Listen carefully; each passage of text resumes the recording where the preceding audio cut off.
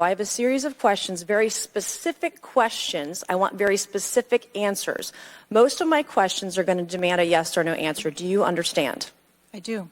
Okay, my first question. Both sides of the aisle today have asked for your resignation. Would you like to use my 5 minutes to draft your resignation letter, yes or no? No, thank you. But it wasn't the roof that was dangerous. It was a nut job on top of the roof. You know what else is dangerous? I believe your horrifying ineptitude and your lack of skilled leadership is a disgrace. Your obfuscating today is shameful. And you should be fired immediately and go back to Garden Doritos. Mr. Chairman, I yield back. Would you agree that this is the most serious security lapse since President Reagan was shot in 1981 of the Secret Service? Yes, sir, I would. And, do you know what Stuart Knight did when he was in charge at the time of the Secret Service? Do you know what he did afterwards? He remained on duty. He resigned. The notion of a report coming out in 60 days when the threat environment is so high in the United States, irrespective of party, is not acceptable. And I think it's very important to understand that. This is not theater. This is not about jockeying. This is about the safety of some of the most highly targeted and valued targets internationally and domestically in the United States of America. So the idea that a report will be finalized in 60 days, let alone prior to any actionable decisions that would be made, is simply not acceptable. It has been 10 days since an assassination attempt on a former president of the United States, regardless of party.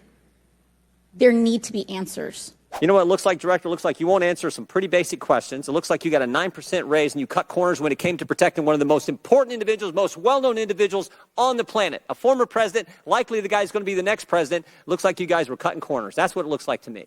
Is that true? I am here today because I want to answer questions, but I also want to be cautious. You might want to, but you haven't answered. I don't think you've answered one question from the chairman, the ranking member, or me. Well, we got a lot of other people asking. We'll see if your record improves. But right now, you haven't answered, I don't think, any question. Was this a colossal failure? It was a failure. Yes or no? Was it a colossal failure is the question. Yes or no? I have admitted this is a terrible. This is a yes or no series of questions. Was this a colossal failure? Yes or no? Yes. Was this tragedy preventable? Yes or no? Yes. Has the Secret Service been transparent with this committee? Yes. Would you say the fact that we had to issue a subpoena to get you to show up today as being transparent? Yes or no? I have always been yes or no? You didn't want to answer the question. Committee. We had to issue a subpoena to get you to show up today. That is not transparent, by the way. You stated earlier Secret Service is not political. Is that correct? Yes. Okay. Would you say leaking your opening statement to Punchbowl News, Politico's Playbook, and Washington Post several hours before you sent it to this committee as being political? Yes or no? I have no idea how my statement got out.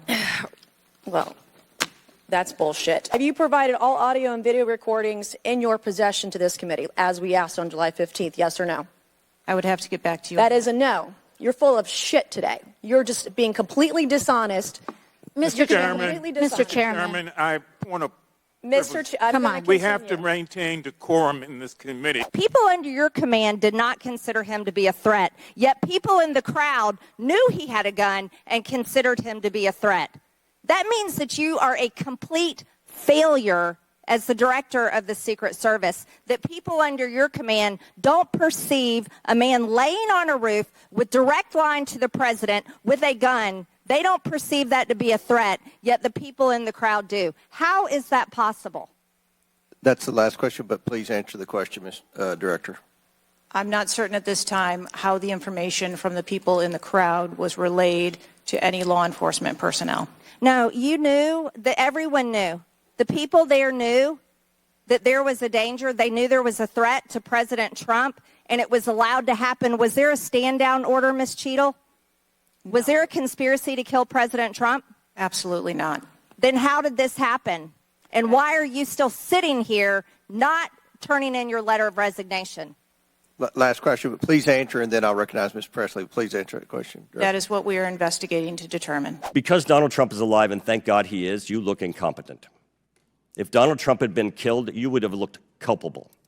Not only should you resign, if you refuse to do so, President Biden needs to fire you because his life, Donald Trump's life, and all the other people which you protect are at risk because you have no concept of the aspect that the security footprint needs to be correlated to the threat. I just want to give you an honest assessment of how this is going for you today. Did you happen to catch the hearing many months ago in education where there were a bunch of university presidents and Elise Stefanik asked a very easy question and couldn't get an answer? Did you see that hearing? No, I don't think I did. Okay, well, let me tell you, it didn't go well, and the short end of that story was those university professors all resigned. They're gone. That's how this is going for you. This is where this is headed. So these are nothing but pathetic excuses, and they make no sense, and they're a bunch of cow dung. All the law enforcement I've spoken with over the last 9 days are amazed that the AGR rooftop was not secure. And you want to know why? Because it's dangerous. I have never had any long gun training in my life. I own an AR-15, and last time I shot it one time my whole life. It was 6 years ago. That is until Saturday, where we recreated the events in Savoy, Texas. We recreated what happened to Butler.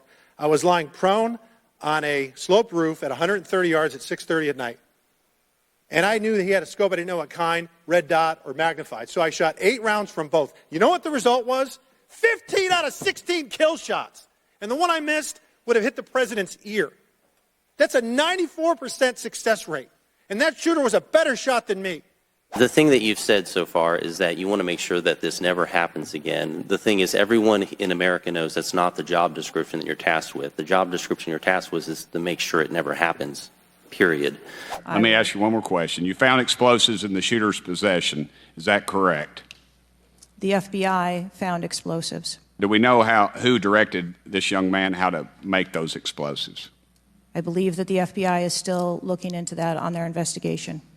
Ms. Cheadle, you said that the buck stops with me, and I agree. I don't think you should resign. I think you should have been fired. Ma'am, you are a DEI horror story. I've told my daughter multiple times, my wife and my daughter, we talk to her all the time about how she's going to succeed in life. She'll succeed in life by achieving.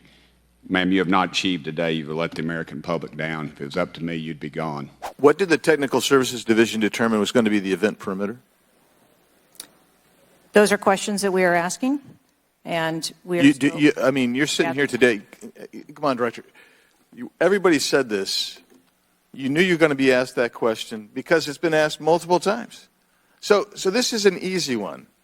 What did they determine was going to be the event perimeter? So you should know that. I mean, this is not, gee, I got to wait till someone else tells me. What was it?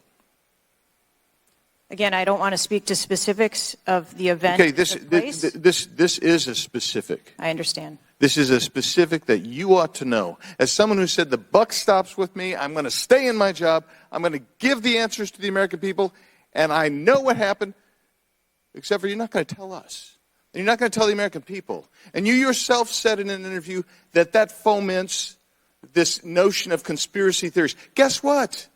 When you sit here and repeatedly tell people, hey, I have to wait, as it frustrated everybody on this committee, guess what? It undermines your credibility and whether you're really going to get to it. So I'm going to ask you again, what did the Technical Service Division determine was going to be the event perimeter? We are still gathering reports. We are interviewing individuals. You know what it is, though. No, you're just not going to tell us, right? When I have those details, I will most certainly share those. But again, you refuse to give us the answers. You're playing this wasn't me.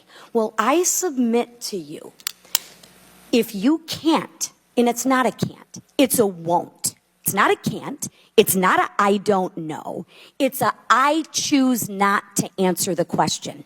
Well, let me tell you, Ms. Cheadle, if you're going to lead, you need to lead. If you want to be in charge, then answer the question or step aside and have someone with the courage and the guts to answer to the American people the questions that they deserve answers to. You said you spoke with President Trump after the assassination attempt, and I want to know, did you apologize to him directly for nearly having President Trump killed?